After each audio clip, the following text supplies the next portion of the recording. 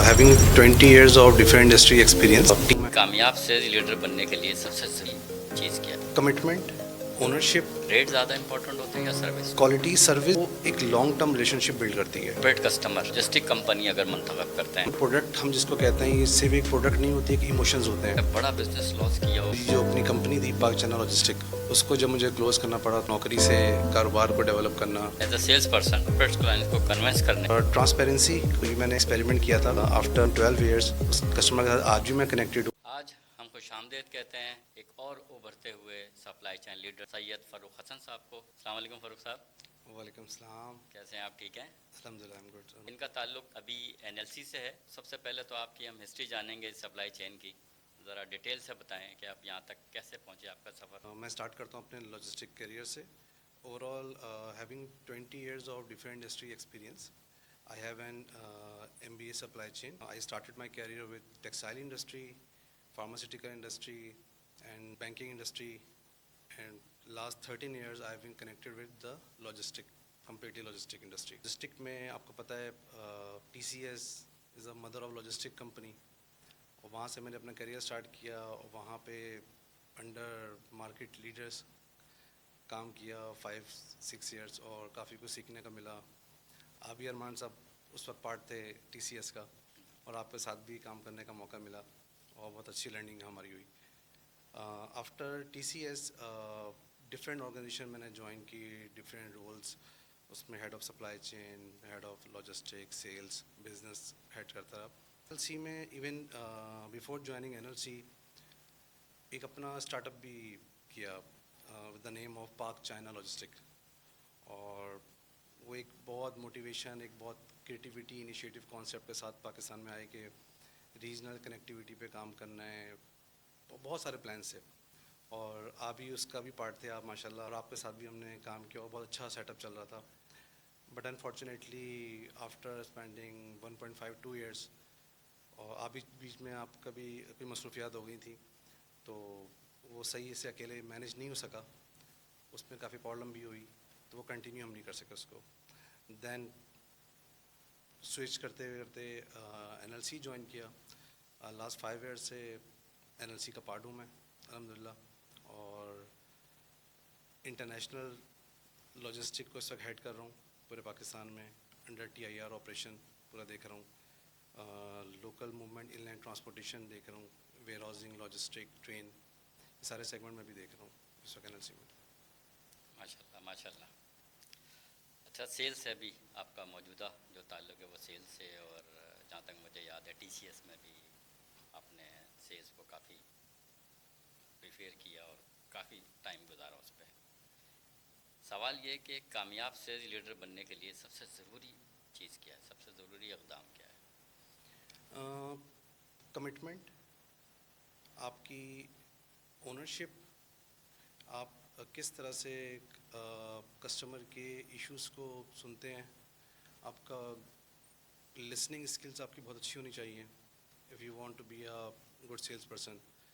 जब आप कस्टमर की इश्यूज़ को, उनकी प्रॉब्लम को अंडरस्टैंड करेंगे तो आप उसी तरह से कस्टमर को एजुकेट कर सकते हैं, सोल्यूशन प्रोवाइड कर सकते हैं. तो ये मेन है जो मैं समझता हूँ कि ये एक सेल्स पर्सन के अंदर होना चाहिए. आपके करियर का सबसे मुश्किल मरहला क्या था? मेरे कैरियर का सबसे जो टफेस्ट पार्ट था वो मेरी जो अपनी कंपनी थी पाक चाइना लॉजिस्टिक, उसको जब मुझे क्लोज़ करना पड़ा तो वो बहुत टफेस्ट पार्ट था, क्योंकि उसके पीछे बहुत होप्स थी. और एक होप थी कि किस तरह से एक रूटीन वर्क से हट के एक अपने बिज़नेस की तरफ आना है, नौकरी से कारोबार को डेवलप करना. और इसके पीछे बहुत होप थी कि किस तरह से आगे चलना है. बहुत सारी इवन के पाकिस्तान ने बहुत सारे प्लान बनाए हुए थे उस वक्त कि हॉस्पिटल बनाएंगे, आपको शायद याद होगा उस टाइम पे. तो बहुत सारे प्लान थे और अल्लाह ताला काफ़ी हेल्प कर रहा था. बट वो बहुत टफेस्ट पार्ट था मेरी लाइफ का जब मुझे वो क्लोज़ करना पड़ा. कोई ऐसा वक्त आया कि आपने बड़ा बिजनेस लॉस किया हो और उससे कुछ सीखा हो? जी डेफिनेटली. हर बिज़नेस में अप्स एंड डाउन्स आते हैं. सिर्फ फ़र्क ये पड़ता है कि आप जब लॉस करते हैं तो उससे आप क्या सीखते हैं. तो मैंने बहुत चीज़ें सीखी कि आपको आपका होमवर्क बहुत क्लियर होना चाहिए हर नए بزنس سے پہلے مارکیٹ ریسرچ بہت ضروری ہے. پھر یہ جو لاسز ہوتے ہیں یہ آپ کو اور میچور بناتے ہیں. تو ان لاسز سے ڈیفینیٹلی بہت سیکھ کے ہی آج یہاں تک پہنچے ہوئے ہیں. بالکل ٹھیک.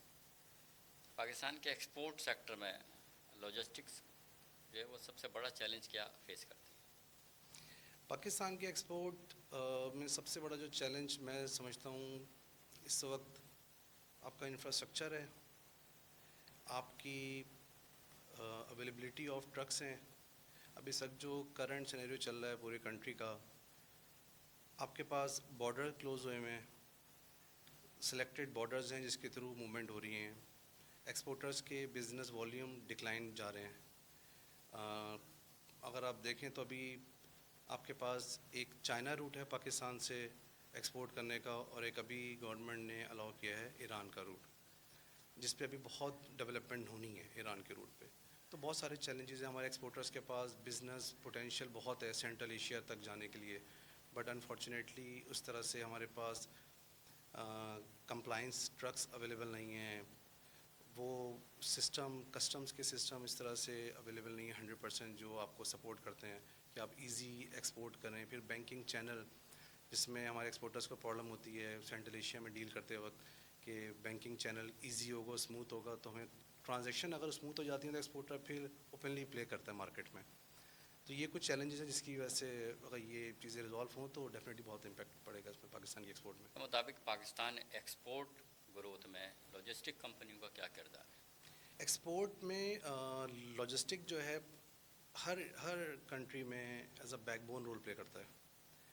آپ کے لاجسٹک کا جتنا انفراسٹرکچر ہوگا, جتنی آپ کی ایک ریلائبل ایک ٹرانسپورٹر کے ساتھ آپ کام کریں گے اور ایک ٹرانسپیرنسی کے ساتھ, اتنا زیادہ اس کا امپیکٹ آتا ہے. کیا پاکستان عالمی لاجسٹک ہب بننے کی صلاحیت رکھتا ہے؟ ڈیفینیٹلی پاکستان نہ صرف صلاحیت رکھتا ہے بلکہ اس کرنٹ سینیریو میں پاکستان گوادر پورٹ کے تھرو اس طرف جا رہا ہے کہ وہ ریجنل ٹریڈ لاجسٹک ہب بن سکے. ایکسپورٹ کسٹمر کو حاصل کرنے کے لیے اور اسے برقرار رکھنے کے لیے آپ کی کیا حکمت عملی ہوتی ہے, اگر چند بتا پائیں؟ Trust, strong follow up customer کے ساتھ, ایک پراپر سلوشن کسٹمر کو. آپ جب ایک پراپر سلوشن کسٹمر کو آپ دے رہے ہوتے ہیں کہ کس طرح سے ایک ایکسپورٹ کا بزنس کرے, تو اس کو کیا ریکوائرمنٹ ہوتی ہے؟ اس کو یہ ہوتا ہے کہ ٹائملی ڈلیوری ہو, اس کی ٹائم لائن میٹ ہو, اس کو borders clearance easily smoothly movement ہو جائے. پاکستان میں انفارچونیٹلی ابھی 2 سیٹ اپ چل رہے ہیں, ایک نان ٹی آئی آر چل رہا ہے اور ایک ٹی آئی آر ماڈل چل رہا ہے.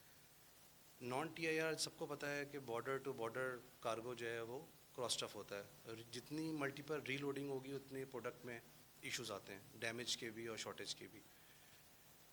T I are model Pakistan میں ایک لائسنس ہے جو انٹرنیشنل سروس کنسیڈر کرتے ہیں اس کو ہم. یہ ڈائریکٹ موومنٹ کرتا ہے اور اس میں کراس لوڈنگ نہیں ہوتی, ری لوڈنگ نہیں ہوتی. یہ ڈائریکٹ سنگل لوکیشن سے لوڈ ہوتا ہے اور ڈیسٹینیشن پہ ڈیلیور کرتا ہے ڈائریکٹلی. جب ہم جتنے ہمارے یہاں پہ اس وقت آپریٹر ہیں پاکستان میں ٹی آئی آر کے, جتنے ٹی آئی آر کی ٹرکس انڈکٹ کریں گے اتنی آپ کی ایک اچھی سروس دینے کی پوزیشن میں آئے گا پاکستان. جب آپ کے ٹرانسپورٹر ٹی آئی آر کے موومنٹ کی طرف جائیں گے تو زیادہ سے زیادہ آپ کی ایکسپورٹ میں فرق پڑے گا, کیونکہ جو ڈفرینٹ کنٹریز ہیں وہ یہی ایکسپیکٹ کرتی ہیں کہ پاکستان سے کارگو آ رہا ہے. تو ایون کہ میرے ساتھ خود یہ ہوا بھی تھا پاس میں, اگر آپ مجھے الاؤ کریں میں اگر آپ کو بتاؤں جی جی بالکل. کہ ایگزیبیشن تھی ازبکستان میں, تو پاکستان کی ایگزیبیشن تھی فرسٹ. اس میں جو بائر تھے دے آر ناٹ سیٹسفائڈ کہ یار پاکستانی پروڈکٹ ہم نے نہیں آن بورڈ کرنی just because of logistic issue. وہ کہتے تھے جس طریقے سے پاکستان سے کارگو پہنچتا ہے سینٹرل ایشیا میں کراس اسٹفنگ وغیرہ کے ساتھ, وہ پروڈکٹ کی وہ کوالٹی نہیں رہتی, اس لیے وہ کمفرٹیبل تھے انڈیا سے, چائنا سے اور ادر کنٹری سے کارگو موو کرنے میں. پھر ہمارے ایکسپورٹر نے بتایا کہ ہماری کمپنی بھی اس این ایل سی کا بھی اسٹال تھا کہ این ایل سی ہے, T I R service provide کر رہا ہے اور we have a number of containers جو ہم under T I R move کرتے ہیں. جب ان کو یہ آئیڈیا ہوا کہ این ایل سی بیک میں ہے پاکستان سے جو سپورٹ کر رہا ہے اپنے ایکسپورٹر کو, اس سے بہت فرق پڑا پاکستان میں، اور آج آپ کے ملٹیپل پروڈکٹس ہیں جو name it F M C G سے لے کے میٹ، رائس، سب سینٹرل ایشیا میں ایکسپورٹ ہو رہی ہیں. But still there is a huge gap, کیونکہ اس طرح اور مارکیٹ کے پلیئرس کو اس طرح کی سروس میں آنا پڑے گا تاکہ ہم بیسٹ سے بیسٹ سروس دے سکیں ڈفرینٹ کنٹریز میں. اچھا، یہ الگ سے سوال کر رہے ہیں، سی پیک نے لاجسٹک اور ٹرانسپورٹ انڈسٹری کو کتنا فائدہ پہنچایا ہے؟ سر سی پیک لاجسٹک انڈسٹری میں ایک گیم چینجر ہے.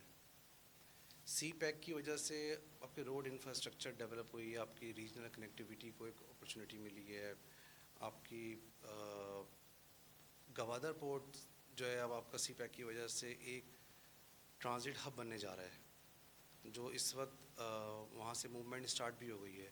صرف مائنر سی انویسٹمنٹ ان کو کرنی ہے اب اس اسٹیج پہ. یہ تو ایک اپرچونیٹی سے پاکستان کو ملی ہوئی ہے. اگر اس وقت اس اپرچونیٹی کو اویل نہیں کیا تو پھر وہ کہتے ہیں نا رائٹ ٹائم پہ اگر رائٹ ڈیسیجن نہ لیں تو پھر لیٹ ہو جاتا ہے. تو دس از دا رائٹ ٹائم کہ اس وقت انویسٹمنٹ کریں، گوادر پورٹ کو ڈیولپ کریں، اور جو پورٹ انفراسٹرکچر ڈیولپ کرنے کی نیڈ ہے وہ اس کو کریں. تو یہ ڈیفینیٹلی کوئی اس میں سیکنڈ تھاٹ نہیں ہے کہ یہ ریجنل ٹریڈ ہیڈ نہیں بن سکتا. بڑے کارپوریٹ کسٹمر اپنے لاجسٹک کمپنی اگر منتخب کرتے ہیں تو کن کن باتوں کا خیال رکھتے ہیں؟ سب سے پہلے تو ریلائبلٹی دیکھتے ہیں کہ کوئی بھی لاجسٹک کمپنی کا انتخاب کرنے سے پہلے کہ وہ کمپنی کا کوئی نام ہے، اس کے پاس اپنے ٹرکس ہیں، کمٹمنٹ کیسے ہیں. مطلب سب چاہتے ہیں کہ یہ جو پروڈکٹ ہم جس کو کہتے ہیں یہ صرف ایک پروڈکٹ نہیں ہوتی، ایک ایموشنز ہوتے ہیں جو ہمارے ایکسپورٹرز موو کر رہے ہوتے ہیں.